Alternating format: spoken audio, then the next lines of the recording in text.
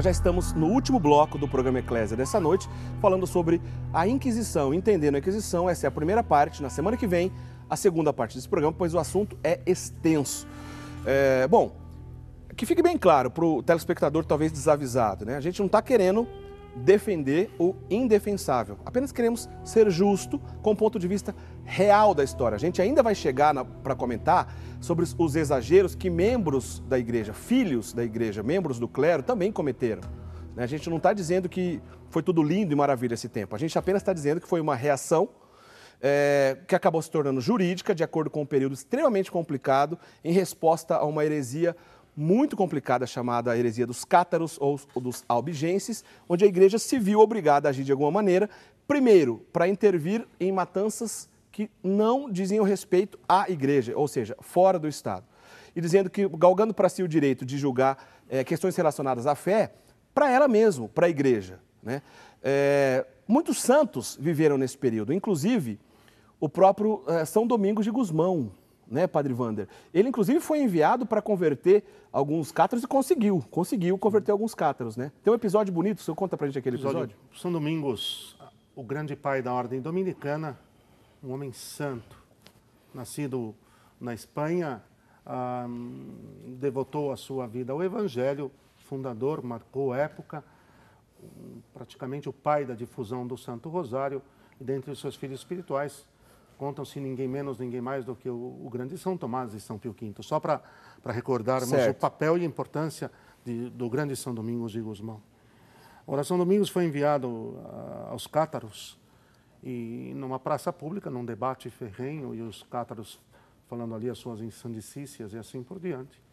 Ele começou a pregar e foi refutado que ele fazia parte da falsa igreja, que o que ele pregava era mentira, e assim por diante. Então, num determinado momento, São Domingos propôs ao cátaro: bom, diante de Deus, vamos ver quem está pregando a mentira. Vamos fazer o seguinte.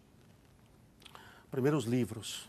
A primeira atitude foi pegar as teses que o cátaro tinha nas mãos, e ele trazia os sagrados evangelhos, e ambos foram lançados ao fogo. Um saiu intacto, e o seu evangelho saiu intacto, e o livro que trazia o cátaro foi torrado.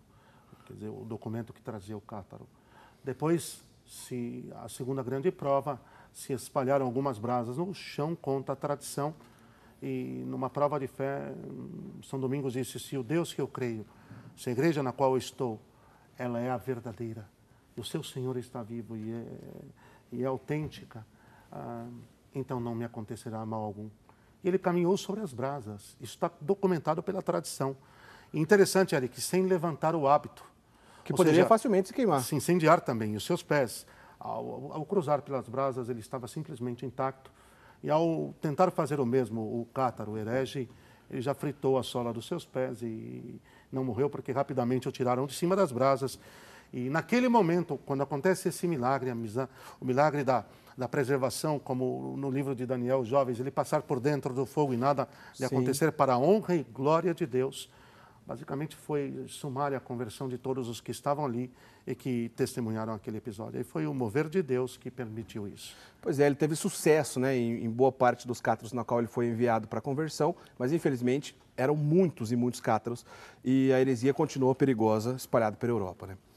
Agora, só recapitulando então, gente, no ano de 1227 assumiu o papado o Papa Gregório IX, e aqueles tribunais que eram, então, apenas regionais, que só os bispos em cada das suas dioceses cuidavam das questões heréticas de acordo com cada diocese, né? Lembrando, um tribunal eclesiástico para cuidar apenas de relações, de coisas relacionadas à fé, depois era enviado ao tribunal civil e ele emitia a pena civil, que tinha a ver com tomada de bens, outras penas civis, mas ainda, nesse caso, não a pena de morte, tá certo? Mas em 1231, é uma data que a maioria dos historiadores apontam como início, então, oficialmente da Inquisição para toda a Igreja, que ela percorreu até o século XV, né? Não tem uma data específica do término dela, né? Até porque ela foi se dissipando.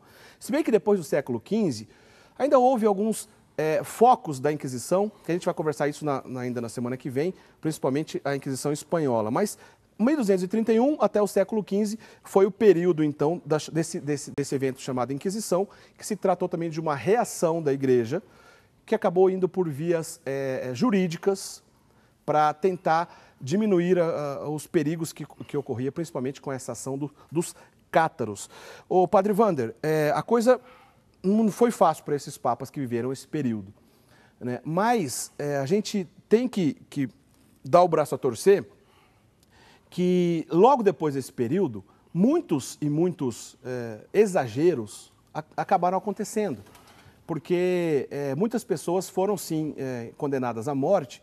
Eu queria que o senhor ajudasse a gente a esclarecer, antes da gente ainda entender esses reais motivos. A igreja estava concordando em matar aqueles que levantavam uma heresia no meio da igreja? De maneira alguma. De maneira alguma. Eu vou dar só um dado que prova historicamente o quanto a igreja não concordou, e depois aí nós vamos entrar nos números. Mas como a igreja não concordava e não compactuou e não assumiu a pena de morte, a pena capital, como remédio, como penitência, como remédio para aquela situação, é o fato de a Inquisição Europeia mais ferrenha que existiu, a mais ferrenha, Eric, foi a Inquisição de Toulouse, na França. E a Inquisição de Toulouse, durante o período em que ela atuou, período de quase 3 séculos, levou a pena capital os tribunais eclesiásticos, eu estou falando, não mais do que 100 pessoas. Quer dizer que a mais ferrenha, cerca de 100 pessoas... 33 pessoas por século. 33 pessoas por século. Certo. Ok? Só para que nós tenhamos uma ideia. 0,33 por ano. Isso comprova que a maioria, como o senhor disse agora há pouco, a maioria das penas eram penas espirituais. Espirituais. Agora, o que acontece? Talvez vale nós trabalharmos melhor ainda na próxima semana, é que chegou um determinado momento, pelas alianças que foram necessárias para se conter os distúrbios e para se ter a cooperação do Estado, para se retomar uma certa ordem social, a igreja nem poderia fazê-lo no sentido estrito e totalmente falando. Por causa dessas alianças, alguns monarcas receberam a autoridade de nomear os que conduziriam os processos da Inquisição. Certo. Clérigos, perfeito, mas sob o pretexto de que entendiam que para aquele caso, aquele determinado, vamos dizer, condutor, aquele determinado juiz tinha um entendimento, tinha um conhecimento melhor. Só que na prática nem sempre foi assim. Esse argumento era o argumento dado pelo Estado. Nós acreditamos que esse seria o melhor porque tem mais condições, tem mais conhecimento, tem mais entendimento. Mas na prática não aconteceu. Muitas vezes o Estado nomeou o condutor do processo segundo interesses pessoais seus, porque sabia que conseguiria fazer com que essa pessoa que nomeou para conduzir o processo chegasse à sentença que o próprio Estado queria, sem liberdade e autonomia nenhuma. E a coisa se perdeu um pouquinho, alguma coisa se perdeu exatamente aí.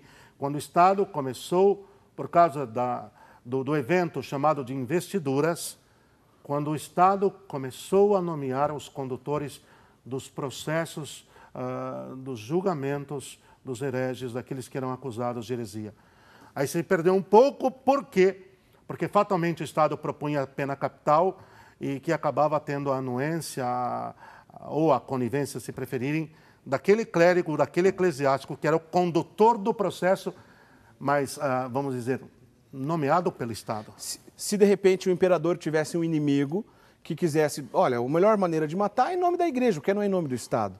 E acaba nomeava um clérigo com essas intenções, e aí as distorções começaram a aumentar, infelizmente, em muitos lugares. Olha, tá. Aconteceu em algum caso, aconteceu. Mas só guarde isso para conversarmos melhor na próxima semana. Uma coisa é ter feito em nome da igreja e outra coisa é a igreja ter feito. É muito diferente, hein? E nós vamos entender isso. Olha, são muitas as questões ainda importantes sobre esse tema. Por exemplo, na semana que vem nós vamos falar sobre o caso Galileu Galilei, que é muito famoso, sobre o caso de Joana d'Arc, Santa Joana d'Arc.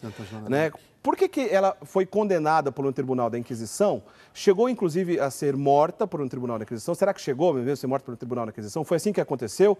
E por que depois a igreja canonizou? Né? Então, nós vamos falar sobre Galileu Galilei, Joana d'Arc na semana que vem. Os inquisitores que são santos. Isso, dos santos. Que foram canonizados mais tarde. Dos santos que participaram desse momento. Aliás, por que tantos santos nesse período não levantaram a voz contra? Bom, enfim, todo esse assunto para a semana que vem, porque a coisa é longa.